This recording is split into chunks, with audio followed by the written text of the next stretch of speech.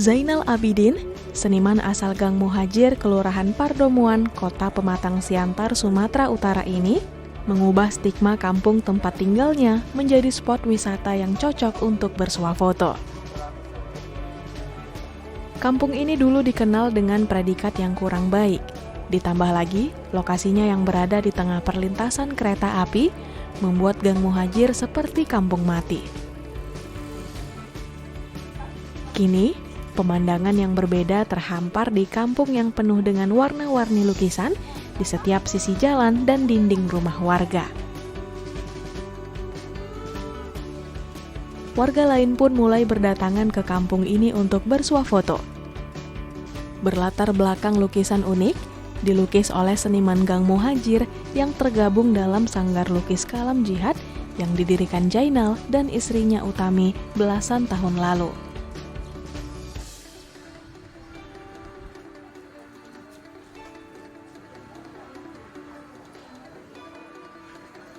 Selain mendidik generasi muda untuk menyalurkan bakat lukis dan seni tari, kampung tematik ini juga menggiatkan apotik hidup dengan memanfaatkan pekarangan rumah warga.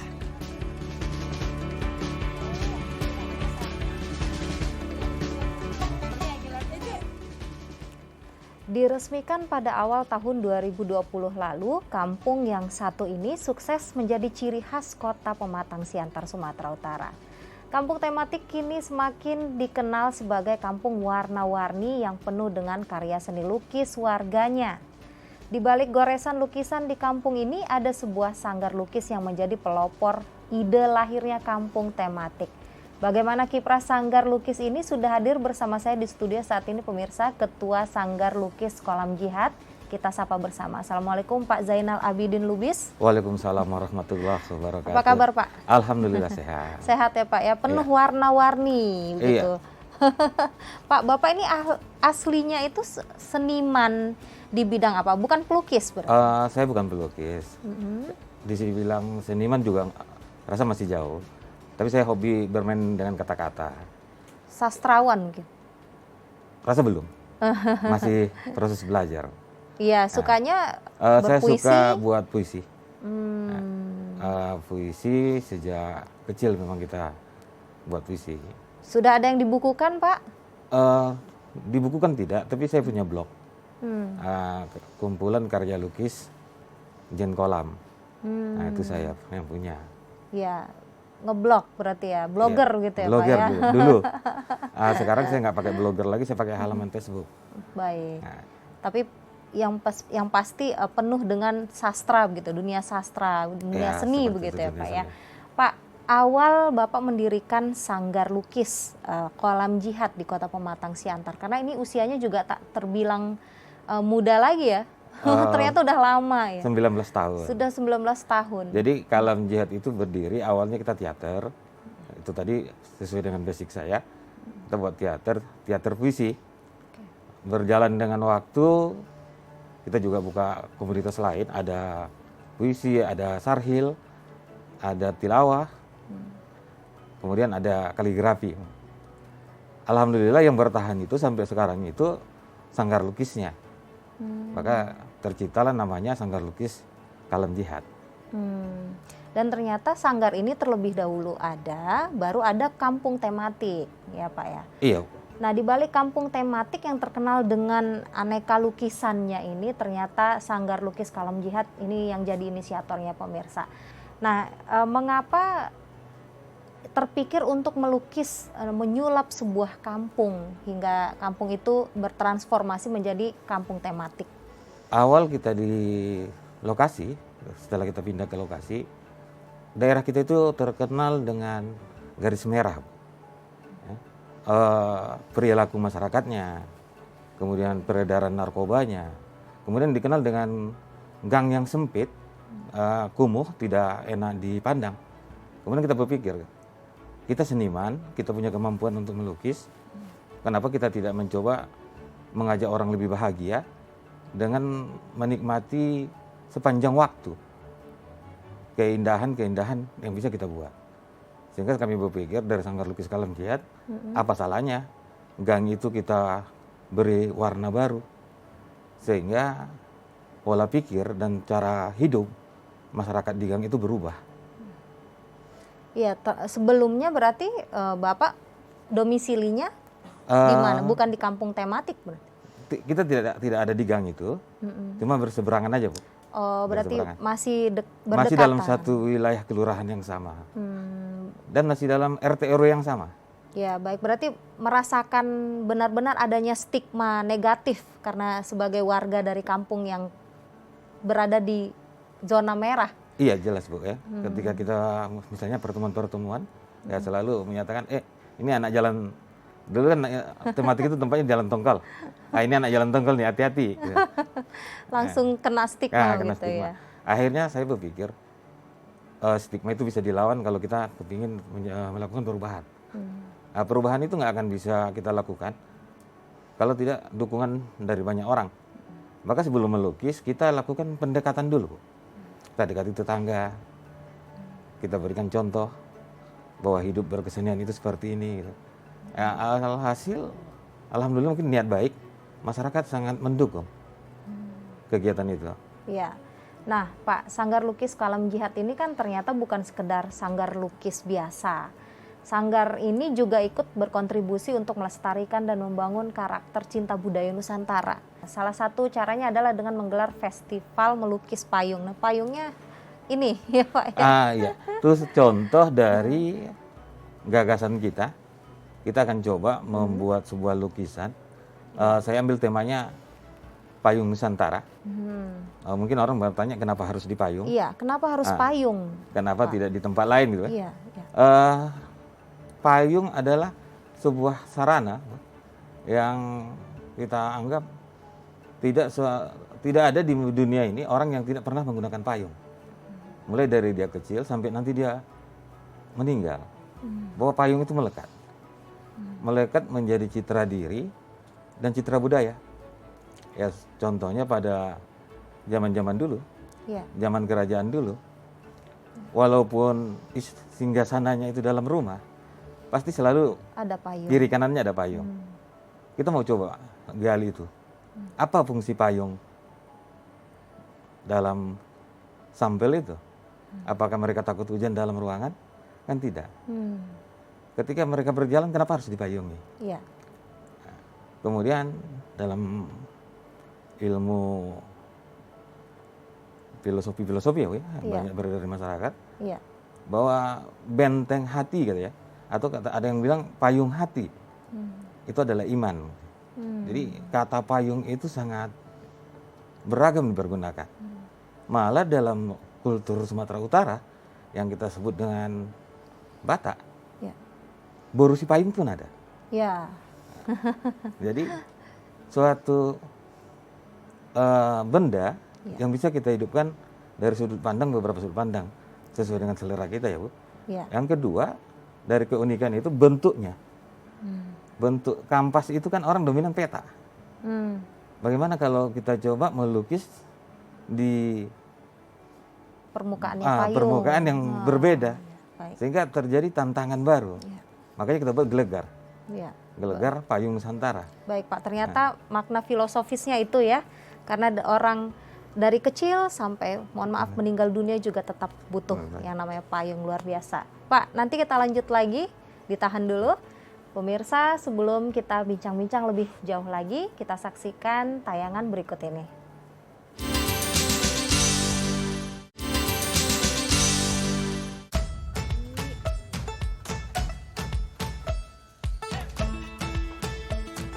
Sanggar Lukis Kalam Jihad yang didirikan Jainal ini pun semakin mengembangkan sayap. Bekerja sama dengan Kementerian Pendidikan dan Kebudayaan, mereka mengadakan lomba seni melukis payung yang bertajuk Gelegar Payung Nusantara. Acara ini diikuti oleh ratusan seniman dari berbagai kalangan usia dan profesi. Kekayaan budaya Nusantara menjadi tema acara ini.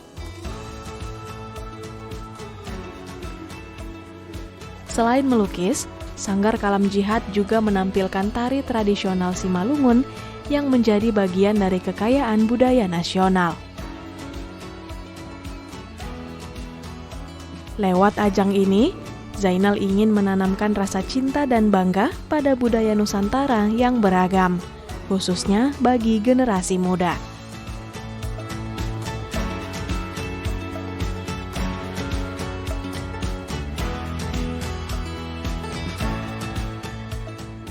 Mengangkat tema budaya Nusantara di payungku. Apa saja yang bisa dilukis generasi muda pada festival melukis payung ini, Pak? Untuk menekankan tema Nusantaranya, maka yang kita minta sebagai penggagas, para pelukis itu melukis di payung bertemakan kebudayaan. Jadi bebas. Seperti ini ya, Pak. Kalau Ya. ini Itu kita lihat ada latar belakang Danau Toba. Danau Toba, Iya. ya sebagai ikon pariwisata Sumatera Utara ya. Utara. Nah, kenapa Danau Toba? Kita berada, Sanggar Lukis Kalamjut ada berada di daerah Kabupaten Simalungun ya. Kabupaten Simalungun, termasuk juga Siantar. Namun ras budayanya adalah budaya Simalungun. Iya. Dan dekat juga ya Pak, tidak jauh lagi mau ke Danau Toba. Jadi Iya. mengingatkan juga tentang mudah-mudahan sektor pariwisata juga bisa bergiat lagi begitu ya Pak ya, Iya. tidak Jadi, vakum. Dengan melukis payung, kita ketahui di daerah Simalungun itu kan pengrajin bambu. Namun pada saat ini hasil kerajinannya lebih banyak keranjang buah. Nah, kita beride setelah ini kita inginkan ada perajin-perajin payung dari Simalungun sehingga bisa menjadi cenderamata. Ya. Ya. Jadi anak sanggar kita atau pelukis-pelukis itu bisa bekerja sama dengan UMKM pengrajin payung yang akan menghasilkan payung-payung yang multifungsi. Bisa sebagai payung penghalang panas, bisa juga payung untuk penyejuk mata. Dengan menikmati hiasan, lukisan ya. yang ada di dalam payung itu. Ini unik ya pemirsa. Nah, ada kegiatan apa saja di festival ini Pak selain melukis payung? Selain melukis payung, kita coba bekerja sama dengan seniman lain. Ada seniman yang akan bekerja sama di acara kita, yaitu tari. Namun kita pastikan dengan kerjasama ini, unsur yang diangkat juga tidak lepas dari payung, yaitu tari payung. Tari payung. Tari payung. Selain penari, kita juga bekerja sama dengan Pangguaran. Itu sebuah klub musik, ya, Pangguaran yang terkenal dengan sayur kolnya. Mereka juga akan bekerja sama juga dengan kita di sana. Mereka akan membawakan 2 buah lagu, yang salah satunya di lagu itu ada kata-kata borusi payung. Oh. Jadi kita menekankan apakah betul payung itu memang sebuah simbol gitu ya. Dengan lagu itu kita bisa mengajarkan kepada masyarakat bahwa budaya di Sumatera Utara itu juga tidak bisa lepas dari payung. Ya. Marga aja dipakai marga si payung. Ya, nah, festival melukis payung ini digelar di kampung tematik. Hal ini merupakan salah satu langkah Kalam Jihad untuk menjadikan kampung tematik sebagai ruang interaksi budaya yang inklusif. Mengapa memilihnya di sini, Pak? Jadi seperti ini, Bu. Kegiatan ini kan bekerja sama dengan Kementerian Pendidikan dan Kebudayaan. Ada yang namanya FBK, Fasilitasi Bantuan Kebudayaan. Di fasilitasi bantuan kebudayaan itu ada beberapa kategori yang bisa kita pilih. Ya. Salah satunya ada di situ pemanfaatan ruang publik. Untuk saat ini, gang tematik yang dulu menjadi wisata baru ya, Bu, yang untuk orang bersuah foto. Tapi karena pandemi, volume kedatangan masyarakat untuk bermain-main di gang tematik itu turun. Bagaimana supaya gang tematik ini hidup kembali? Sayang kan, sesuatu yang sudah kita mulai dengan susah payah, hilang begitu saja. Maka kami coba menaikkan kembali tematik dengan acara yang akan kita gelar ini, yaitu melukis payung di gang tematik. Jadi intinya, kenapa pilih gang tematik?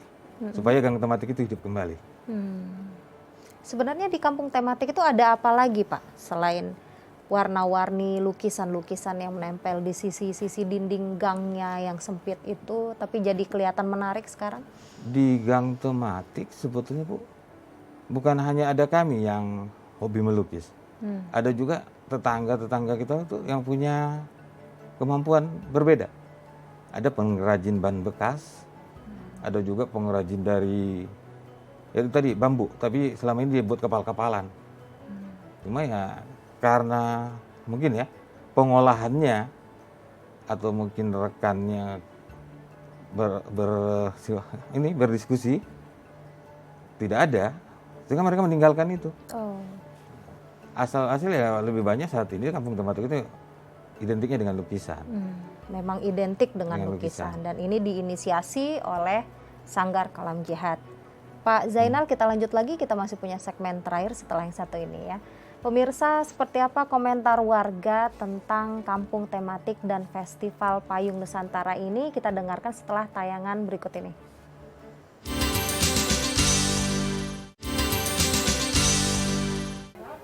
Manfaatnya lebih ke meluapkan ekspresi sih Kak. Nah, jadi dari tema budaya Nusantara ini kita mulai berimajinasi kan gimana caranya nuangkan tentang budaya yang ada di Nusantara ini.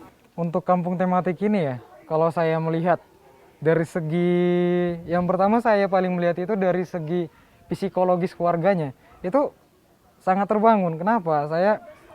Kita kan udah jarang nih menemukan tetangga-tetangga yang bisa saling hidup rukun. Tetapi di sini bisa berbeda.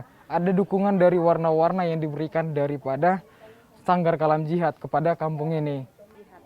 Komitmen kami yang pasti tetap terus berkarya apapun ceritanya dan selalu mengajarkan kepada anak-anak tetap rendah hati, jangan merasa di atas angin, ingatlah bahwa di atas langit masih ada langit, tetap menjadi yang terbaik, kebanggaan keluarga, kebanggaan agama dan kebanggaan yang pastinya kebanggaan Indonesia. Yang Bapak dan juga rekan-rekan yang ada di Sanggar Lukis Kalam Jihad harapkan dengan adanya festival ini, walaupun dilakukan juga secara daring ya Pak ya? Iya, secara daring. Kita mengharapkan seperti pertama tadi bahwa rasa berkesenian itu kembali bergelora, bergelegar, sehingga masyarakat seni itu hidup kembali. Yang kedua, harapan kita di generasi mudanya lebih mempunyai kegiatan yang positif. Tidak terjerumus dengan narkoba, tidak terperangkap dengan yang namanya gadget.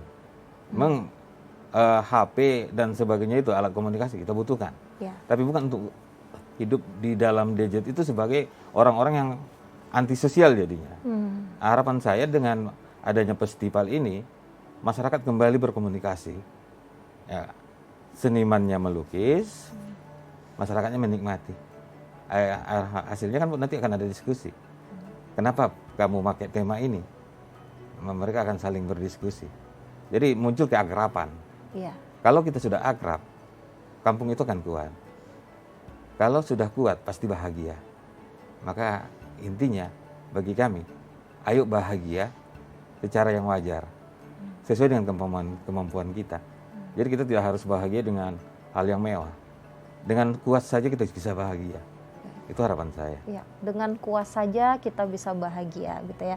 Bapak ingin lebih menekankan, saya turut bersimpati dengan harapan Bapak yang satu ini, yaitu supaya masyarakat tidak antisosial ya. Apalagi menggunakan gawai kemudian keterusan lupa berinteraksi dengan sesama, begitu ya Pak ya. Iya. Nah, apa rencana Sanggar Lukis Kalam Jihad ke depan ini Pak? Pada saat ini Siantar itu sudah level 2.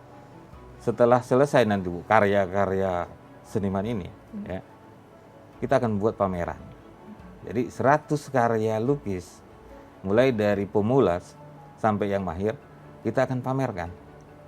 Nah, kita juga sudah berhubungan dengan Bapak Wali Kota, dengan Dinas Pendidikan, Kelurahan, Kecamatan. Alhamdulillah semua mendukung.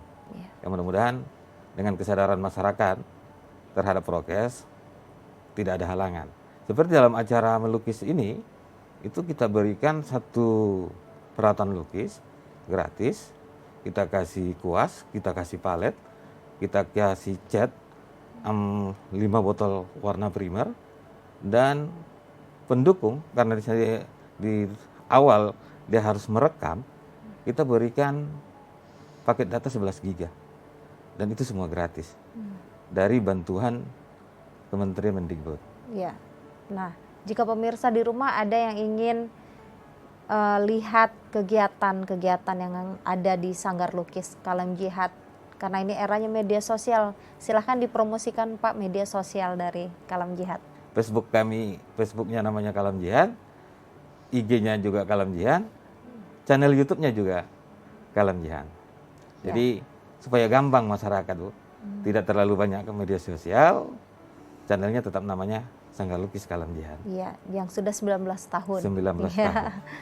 Pak, untuk menutup Selasar Budi pada episode kali ini, silahkan Bapak berpesan singkat pada siapa saja, pada pemirsa di rumah untuk memberikan semangat bagi kita semua untuk cinta akan budaya Nusantara.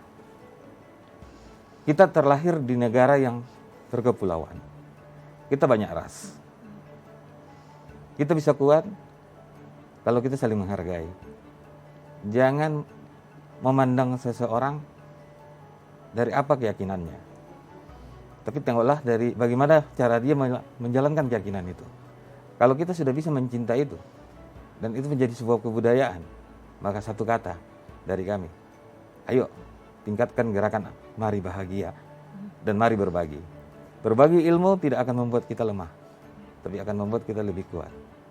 Itu yang saya tekankan kepada seluruh masyarakat, khususnya masyarakat Siantar.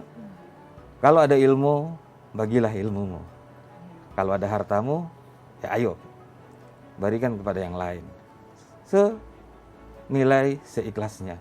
Karena orang yang berbuat baik bukan dilihat dari nilainya, tapi dari niatnya. Saya garis bawahi Pak, mari bahagia dan mari berbagi, gitu ya Pak ya. Karena berbagi juga akan memberikan kebahagiaan batin bagi kita. Pak Zainal Abidin Lubis, terima kasih banyak sudah meluangkan waktu untuk Selasar Budi. Sukses selalu Pak dalam menyemangati warga, khususnya generasi milenial ya, untuk cinta budaya Nusantara. Sehat selalu Pak. Pemirsa, kita semua pasti setuju ya, bahwa menanamkan rasa cinta akan budaya Nusantara kepada generasi muda merupakan hal yang penting untuk dilakukan. Demi menjaga karakter budaya bangsa Indonesia, mari gerakan kreativitas dan inovasi untuk mendekatkan generasi muda dengan budaya Nusantara seperti yang dilakukan oleh Sanggar Lukis Kalam Jihad ini. Pemirsa, mari jadikan diri kita bermanfaat bagi orang lain, jaga kesehatan Anda dengan mematuhi protokol kesehatan. Saya Rahma Mandasari pamit, sampai jumpa.